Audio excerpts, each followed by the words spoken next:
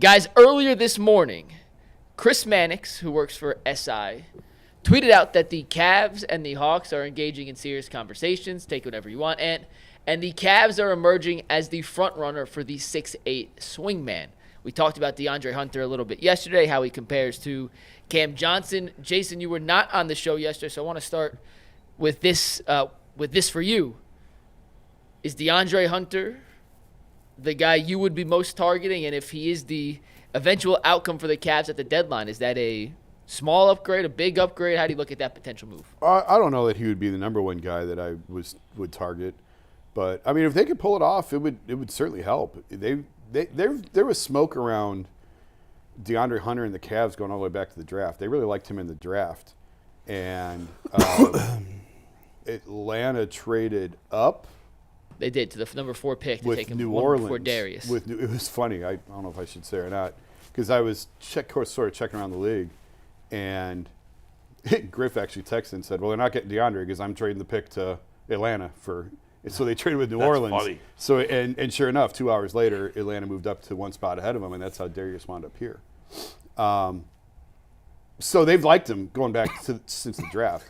And the fact he's under contract for the next couple of years is good, particularly with where they're headed. Yeah. I don't know if they've got the pieces to pull it off. If they do, go for it. And then we'll see, after the dust settles after 3 o'clock today, where they land with the tax and whether or not they're going to be a tax-paying team or not. I would imagine if they make this move, they will be a tax-paying team. I guess there's a combination that could maybe shave a couple million off where they land him and get under the tax, maybe. I haven't looked that deeply into it. But I would imagine if they make this move, they're probably a tax-paying team. And it's just that means that they've got the next 3 years to really go all in and to really go for it before they have hard decisions to make. Is it true? I seen Ben Axelrod? Mm-hmm. I seen him tweet that the Cavs in 22 years have had 3 small forwards on their roster. He's making a joke. Is that true? Come on. He's making a joke.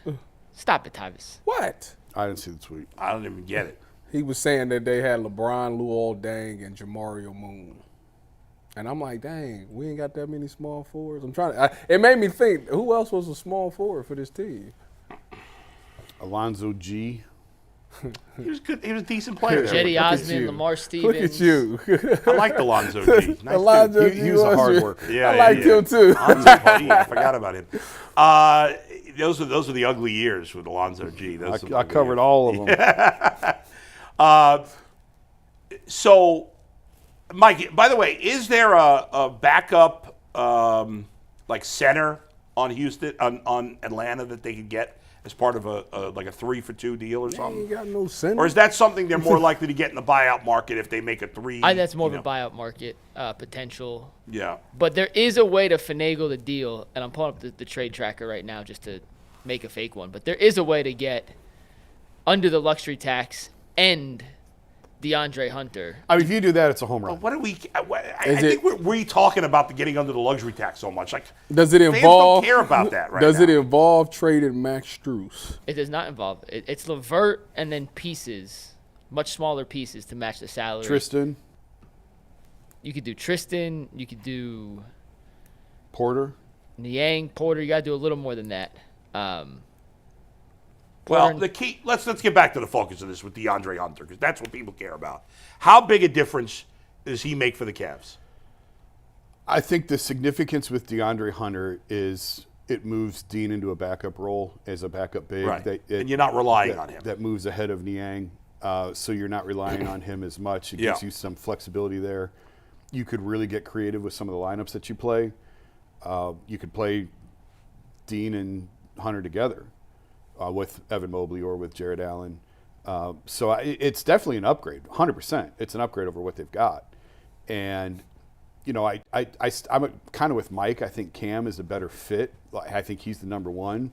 But if they don't have the pieces to make that work, if they can, if the price is less on Hunter, his contract is very reasonable the next couple of years. It's like 21, 22 million, I think, the next couple of years. He played defense, though, I tell you that. So he does. He guards.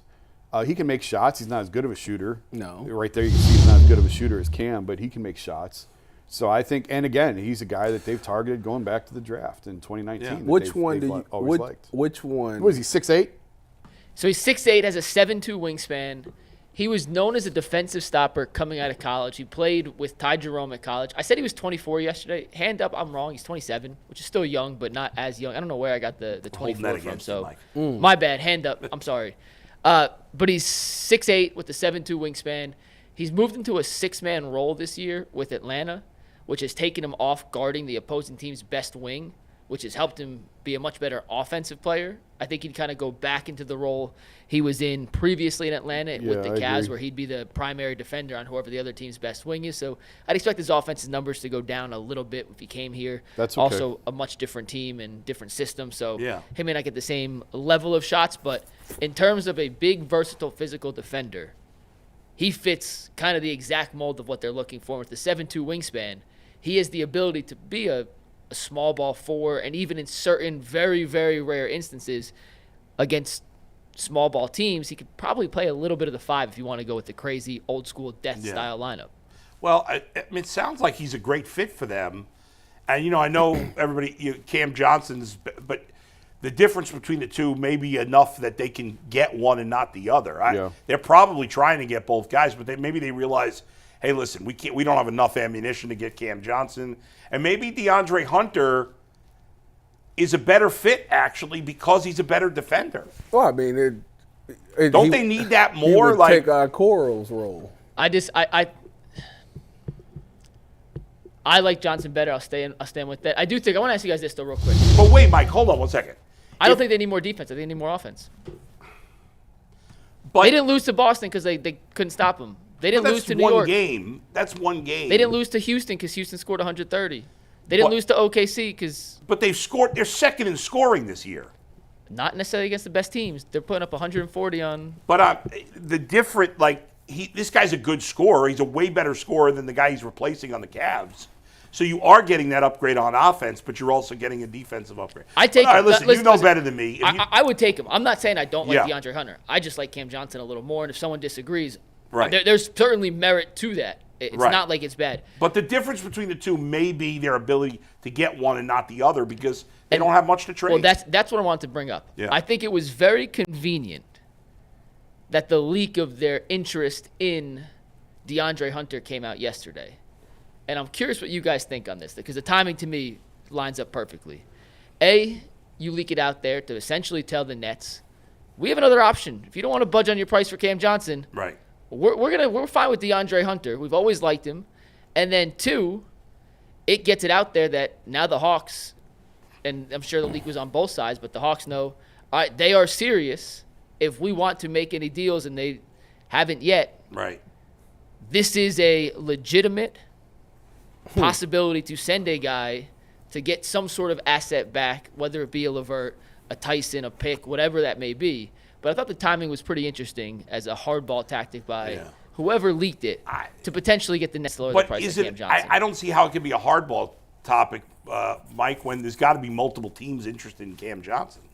And it's not you would think, but we don't know. But, Mike, who are the Cavs don't have anything to offer that the Nets are going to be overly excited about. I just can't see that. Am I crazy? What would the Nets be so excited to get from the Cavs that they're like, we're going to have to give in here and make this deal? I mean, really, the best piece for right now would probably be Jalen Tyson. Right, but what are the odds that there's a team hot and bothered for Jalen Tyson? I mean, I don't know how many teams have him targeted as we got to go get that guy. Yeah. But he's played pretty well. He has. And he looks good. A rookie on a rookie contract. And if he fits your system, I could see why a team would be interested to want to get their hands on him. Right. But he's not like the most coveted piece in the league, certainly. Right. There's got to be guys that are available and trade better than him. That's what I'm saying. You leaked this out yesterday, and it tells the Nets, hey, come down in your price. If you want more, we can't match it, and we're okay going with DeAndre Hunter as plan B. So if you want anything and you want to make sure he's out of the team now so you can continue to tank and get the pick that you're trying to get, whether it's Edgecombe, Cooper Flagg, Ace Bailey, whatever these top prospects are, come down in your price, get rid of Cam Johnson, or we're going to go with plan B. You buying what Mike's selling? That the leak got out to try to scare the Nets? Possibility. I just think that there's no way there aren't multiple teams interested in Cam Johnson. What was them betting teams on that? Who did the thing where they had like the odds of who was gonna get Cam, and we were second or first, or was we second behind OKC? It was DraftKings a couple weeks ago. I had to find it. But Oklahoma City's had 12 picks to trade for 3 weeks now. They get Chet Holmgren back this week. He's off the injury report. He's off the injury list. If they wanted to trade for Cam Johnson, they could have traded them. for Cam Johnson at any point. I mean, we've seen all these big trades happen. We've been told OKC is not interested in Cam Johnson. Right. Well, I'm not saying necessarily OKC. Well, I'm just saying, like Mike Yeah. mentioned, all the picks that they have, and they do. They could outkick anybody on any offer of any player that they want with all the picks that they have. We've been told they're not interested in Cam for whatever reason. Yeah. So. Well, maybe he's too similar to what they have there already, that they're looking for a different type of player. The league is that's the one thing, going back to the comment about 3 wings. The Cavs have had 3 wings. The NBA is so wing heavy, and like you've got it's almost like quarterbacks in the NFL. Like that's why Scotty Barnes went as high as he did to Toronto in that draft, because it's so predicated on wings. And that's the one spot the Cavs have not really addressed since LeBron in 2004. Yeah. Like they didn't address it when he left the first time because they were sort of holding that spot for him to come back. And then when he left again, they just haven't been able, Okoro wasn't really it. No. So it's the one spot, that 3 spot is the one spot that they really haven't filled since they drafted LeBron 20 years ago. Anything happened so far, like while we've been on? Have there been any trades involving other teams? Davion Mitchell got traded to the Heat for P.J. Tucker. Another salary cap move. Yeah. Just to help. There's always like a bunch of moves like that. And they'll be and it'll be interesting. And the Cavs have to do something, right? At the very least, they're going to make something minor because they want to be able to be involved, I assume, in the buyout market. What do you think about the possibility? I don't know if we've talked about this with you. I can't remember. We mentioned it briefly yesterday. Kevin Love. Is there any possibility they buy him out and he comes back? I don't know I don't think that I think they could do better. Kevin's at the end. He doesn't have much left. Right. But I'm saying, if it comes down to the buyout market and you want to bring in one more guy. Ben Simmons. I would take Ben over Kevin. Yeah. I would for sure take Ben over How do you Kevin. play with Ben Simmons when he is a complete zero on offense? Facilitator. You make him, to me, Yeah. you take him out of any sort. I'd make him a backup big. And I'd tell him, defend, pass, and dunk. Rebound and dunk. Yeah. And you're the screener, you're roll to the rim. Like you limit his role. Right. You don't ask him to do a bunch of different things. Yeah. You almost make him like a backup center, like a Jared Allen. He is a 5. That's what he'd play. Or he could be the 4 alongside. How tall is he? 6'10". 6'10". It's crazy. So if you really, and he would come here with no expectations. Does he still play defense at a decent level? Yeah. When he wants. No pressure, no expectations. I'm about to say he ain't got no expectations and no pressure. I just think it'd be worth a flyer. Yeah, I mean, what's the harm? You could always cut him. Is the Nets buying him out? There's a good chance. Yeah. It's a good Go chance. ahead, Let me ask you guys this, though. With He gonna go to the Lakers. 3 hours and 4 minutes till the deadline. We know Yeah. the report. The Cavs are reportedly the front runner. If you had to put money on it now, 3 hours in advance, to the Cavs, A, land Hunter, B, do nothing, or C, maneuver the cap some way to get under the luxury tax C. by dumping off 2 contracts at the space Or of minor 10 trade. guys. I would. C. I'm saying A. I love it. Hunter or another player of that ilk. Because they come out that locker room. They came out so many times talking about, oh, we don't disrupt this locker room. shut Well, they have C. to say that. C. You think I'm saying A. Donovan's You're going to going come out C. and say we need another piece? He ain't gonna say Significant that. trade, Channing no trade, Frye- minor trade. What are you Channing going Frye with? came out and said that when they traded Varejao for him, they hated him for 2 months. I don't know that that's true. That's what he said. I don't know that that's true. I read it today on Twitter. I know, I saw it seen it too. on Twitter. It must be It true. must be true, right? Varejao.